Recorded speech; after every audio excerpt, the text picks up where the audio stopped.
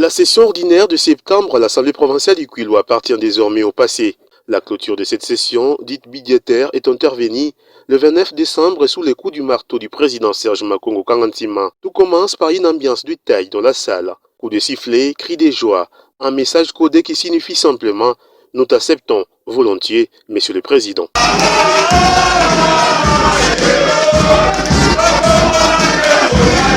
Dans son speech devant le député, le membre du gouvernement provincial, le membre du comité provincial de sécurité et autres couches de la population, le président Serge Makongo Kangantima a reconnu l'improductivité de cet organe délibérant kwilois au cours de cette session de septembre. Un courant politique malsain avait logé domicile, ce qui n'a pas permis même au bureau illégal installé à son absence de recevoir, examiner et voter les budgets de la province pour l'exercice 2022. Mais heureusement, le meuble a été sauvé par l'exécutif provincial qui a publié ses budgets à travers les conseils du ministre conformément à la loi. Bien avant cette allocution du président Makongo Kangantima, les groupes de 11 députés, torpilleurs du pouvoir de cette institution sur les 48 que compte l'Assemblée provinciale du Kwilu, ont sollicité une motion incidentielle pour s'attaquer contre le speaker de cet organe qui vient d'être réhabilité par la Cour constitutionnelle, mais empêché par l'assistance d'abord, puis le recadrage du président Serge Makongo, car la séance n'avait qu'un seul point inscrit à l'ordre du jour,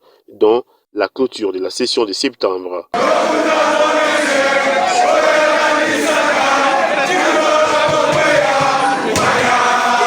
Pour clore son propos, le président Serge Makongo a invité tous ses collègues à l'unité et à la bonne conscience pour servir la population kwiloise. Revenons donc au bon sentiment, distingués collègues députés. Reprenons le chemin de l'hémicycle pour qu'ensemble, nous puissions tenter de sauver ce qui est encore possible à quelques mois seulement de la fin de la législature.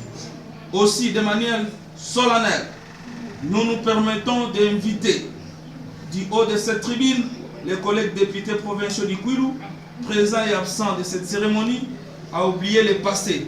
Ce passé douloureux qui a marqué un arrêt fatal du fonctionnement des institutions provinciales, un passé douloureux qui nous a divisés pour rien et nous a dressés les uns contre les autres. Un passé douloureux, enfin, qui a freiné l'élan du Kwilu vers les progrès.